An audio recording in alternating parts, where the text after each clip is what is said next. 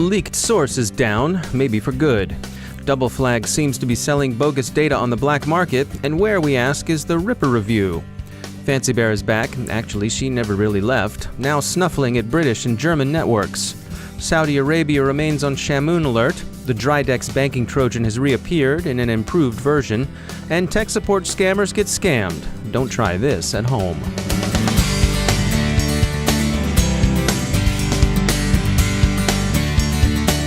It's time to take a moment to tell you about our sponsor, Cybersex Jobs. If you're an information security professional seeking your next career or your first career, check out cybersexjobs.com and find your future. Cybersex Jobs is a veteran-owned career site and job fair company for information security professionals and students. Job seekers can create a profile, upload their resume, and search and apply for thousands of jobs. And it's great for recruiters, too. If you're an employer looking to source information security professionals, contact Cybersex Jobs about their flexible recruitment packages designed to meet your needs. To learn more, visit cybersexjobs.com. That's cybersexjobs.com. And we thank Cybersex Jobs for sponsoring our show.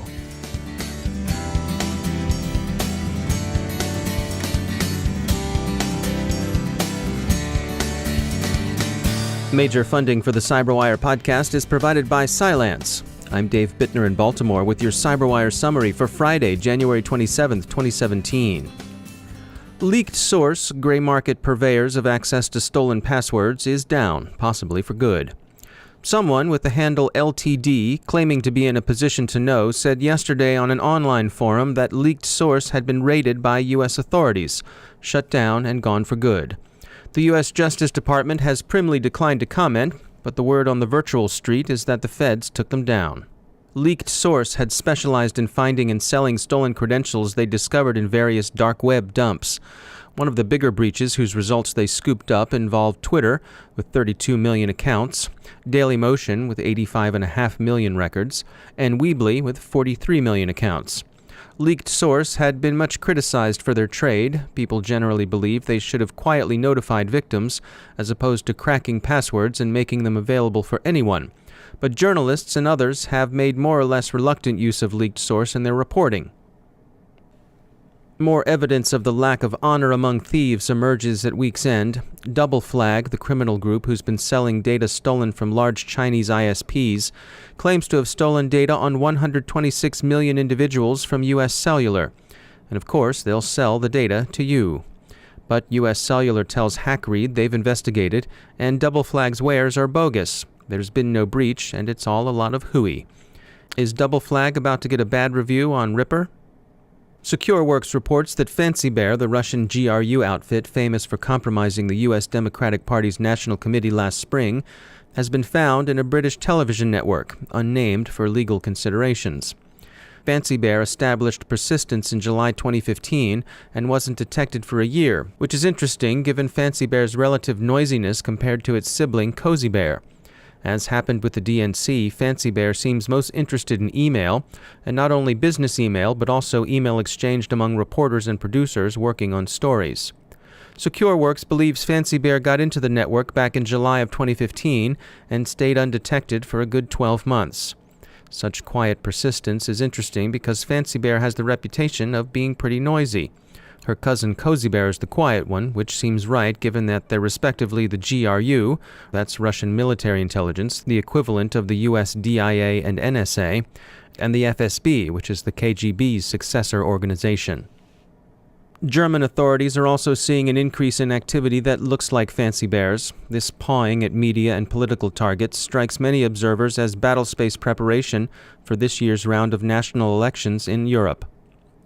Diplomatic sources in Russia's London embassy dismiss the allegations as Western nostalgia for the Cold War. Threat Connect has devoted some attention to fleshing out the indicators of compromise by Fancy Bear that appeared in the U.S. intelligence community's Grizzly Steppe report. Threat Connect's observations are interesting and a reminder of the distinction between evidence and intelligence. Saudi worries about Shamoon persist. Intel Security has an overview of their current research into Shamoon 2's details, and WAPAC Lab reports signs that the malware is turning up in the shipping industry as well. The well-known banking Trojan Dridex is back, and Flashpoint says the malware now employs a new user account control bypass method. It's now trickier and more evasive. See Flashpoint's report for the details. And finally, you know the Microsoft support scam? Not, we hasten to note, affiliated with Microsoft in any way. It's also known as the help desk scam. Someone calls you and says over the call center boiler room background noise that they're from Microsoft support and that your computer's infected with a virus, and that you should give them your password so they can fix your machine. Well, they recently called Ars Technica, which decided to play some virtual whack-a-mole with them. The caller said he was from the technical support center and that they were going to help him speed up his computer by purging junk files that they detected. The Ars staffer kept the guy on the line for 2 hours, feigning cluelessness and recording their scam on a virtual machine. He wrote about it in Ars Technica in an article called "You Took So Much Time to Joke Me." Read the whole thing, and in the meantime, remind your trusting friends and family that no one from the Technical Support Center is going to call them. Ever. Time for a message from our sponsor, E8 Security. You know, all week I've been asking you a question. Say it with me now. Do you fear the unknown? Lots of people do, of course. The cackling skeleton, the ghost of the Red Baron, stuff like that. But we're not talking about those. We're talking about real threats. Unknown unknowns lurking in your networks. The people at E8 have a white paper on hunting the unknowns with machine learning and big data analytics that go beyond the old-school legacy signature matching and human watch standing. Go to e8security.com/DHR and download their free white paper, Detect, Hunt, Respond. It describes a fresh approach to the old problem of recognizing and containing a threat that no one has ever seen before. The known unknowns, like the no-face zombie or the feline creature, they're nothing compared to the unknown unknowns out there in the wild. See what E8's got to say about them. e8security.com/DHR and check out that white paper. And we thank E8 for sponsoring our show.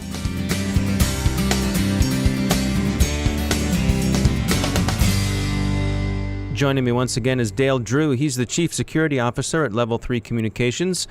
Dale, your group recently put out a paper outlining some of the threats that you all are seeing from the Asia-Pacific region. What can you tell us about that? Well, yeah, thank you. I mean, we've been trying to get a lot more focused on sort of the cause and effect piece of threat intelligence. And so we're doing a lot more focus on particular regions and particular actors. And so as an example, we did an analysis on Asia-Pac and tried to sort of uncover some data to determine if Asia-Pac is acting in a way different than any other region. I'd say that we track about 8 million malware victims per day in Asia-Pac. And that's versus about 28 million in the U.S. And so, there's a pretty much a rolling average of 8 million compromised victims on a daily basis within Asia-Pac. The other interesting thing is that China has the second most malware victims per day in Asia-Pac, and so from an infrastructure perspective, most compromises occur because of phishing attempts, right, where a bad guy sends an email to a victim, had them click on the email, and then they become a malware victim as a result. So it shows you the not only how compromisable the infrastructure itself is because of lack of patching practices and things like that, but also how susceptible the end users are from still clicking on those emails that end up getting them compromised. And what do you see in terms of rate of growth of these attacks? Is the Asia-Pacific region growing faster than the rest of the world?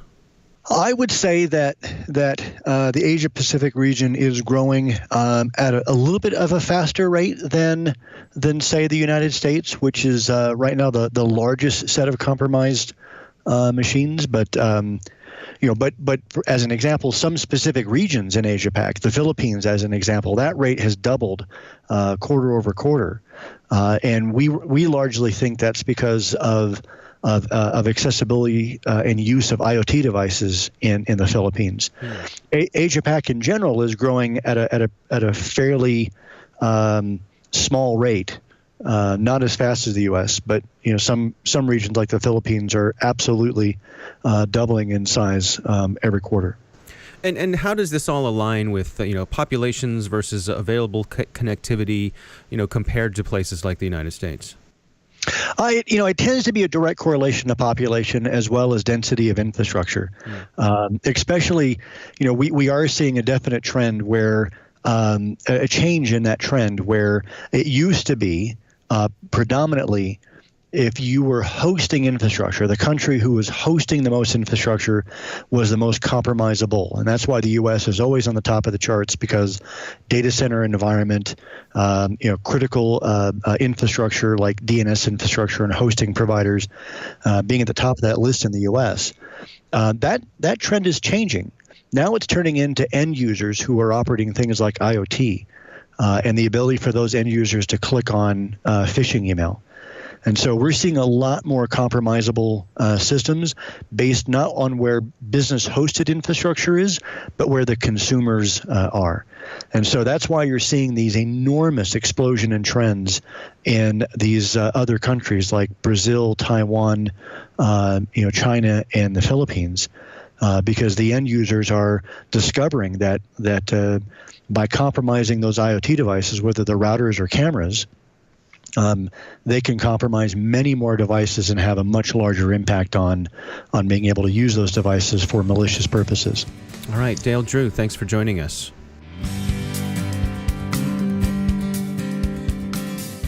Time for a message from our sponsor, NetSparker. Web applications can have a lot of vulnerabilities. You know that. You're listening to this podcast. And of course, every enterprise wants to protect its websites.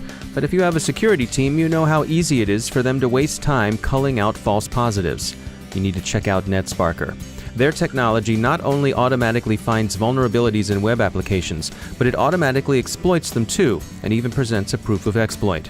NetSparker Cloud scales easily. You can use it to automatically scan thousands of websites in just a few hours. Learn more at netsparker.com. But don't take their word for it. Go to netsparker.com/cyberwire for a free 30-day fully functional trial of NetSparker desktop or cloud. That's netsparker.com/cyberwire. Scan your websites with NetSparker for a month, no strings attached. And we thank NetSparker for sponsoring our show.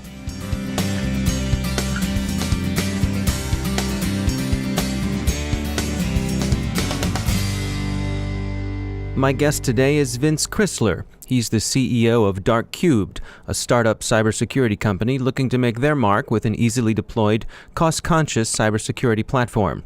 Mr. Crisler also served as Director of Information Assurance for the White House's Executive Office of the President and was responsible for the creation of the first-ever Cybersecurity Operations Center to protect White House networks. We began our conversation talking about the U.S. DHS's Grizzly Steppe report, attributing compromises to Russian threat activity. What really interested me was looking at the IPs that were released, and there were about 876 of them in that document, and to see what we could learn from the information that was released about the threat actors and about the infrastructure that they were using. The first step that I performed looking at that analysis was just what sort of infrastructure are those IP addresses related to? And that was a quick and simple execute a reverse DNS lookup on all those IPs, and then parse that out into a graph analysis where we're able to look at the top level domain, .com, .net, .edu, looking down at the domain, and then looking down at the subdomains and relating those all together.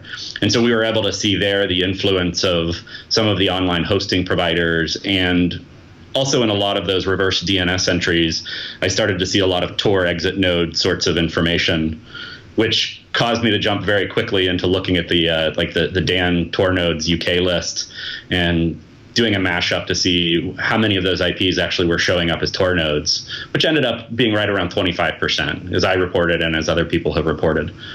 What's the insight to be gained from that percentage of Tor nodes? So I think there are a couple really important takeaways for me in that high-level analysis, and that is, in 2017, there's a lot of really cheap, easy-to-use virtualized infrastructure out there. Services like Scaleway and DigitalOcean will let people stand up a server within minutes, and they can attack targets at will. And then they can take that infrastructure down, and then the next day somebody else is using that IP for something completely legitimate.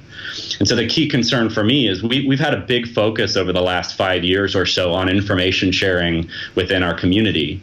time matters now. So this IP address was known to be bad during these couple of minutes, but before or after that, it doesn't matter anymore. And unless we figure out how to solve that problem, we end up with this problem in these cyber indicators that I'm calling noise, where we saw it with the Vermont power utility, where when you search for those indicators on your system, you get hits, and you're like, oh no, we've been hit by the Russians. And then you actually look back through and you say, no, this was actually something different. And so how do we get that noise out of the system? And I'm really passionate about this noise issue because everybody assumes that companies around the world have analysts sitting at a table that are looking at these shared indicators that are saying, okay, this is good, this is bad. But the reality is only the largest of the large companies have teams of analysts that can do that work and can manage through those false positives. Everybody else is kind of left at the mercy of trying to trust that data. And when they can't trust that data, it actually causes more harm than good. Do you think there's an issue with chasing shiny objects, as opposed to basic blocking and tackling? Absolutely.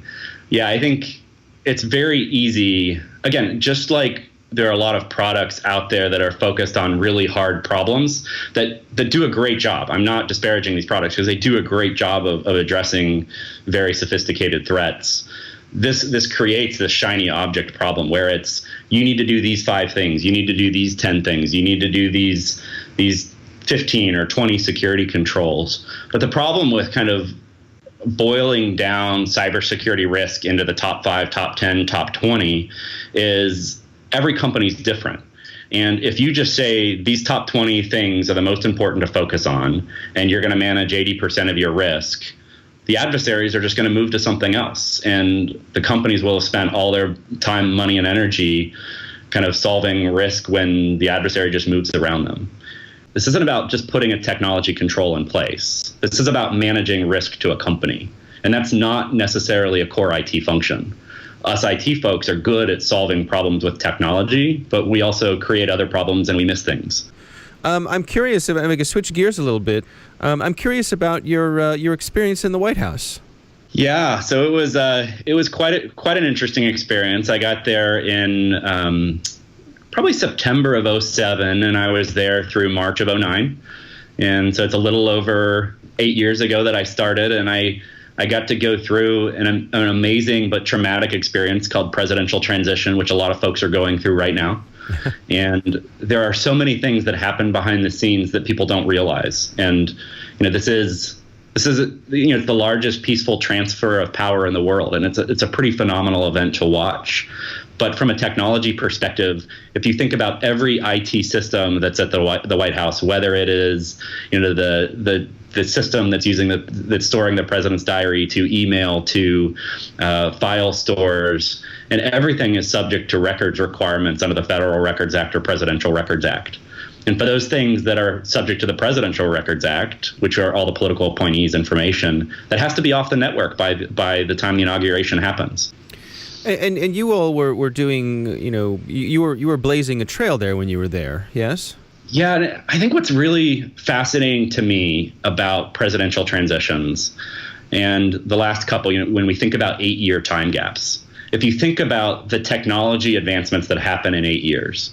So when President Bush took over from President Clinton, there was Lotus Notes in place, and there was limited mobile capability. And then you fast forward 8 years and everybody's on BlackBerries, and you're talking web apps and all of the advancement that happened in just 8 years.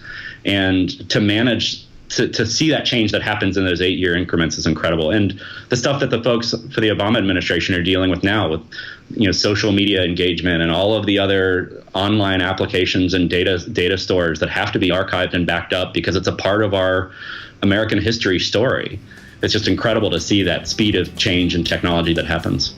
That's Vince Crisler from Dark Cubed.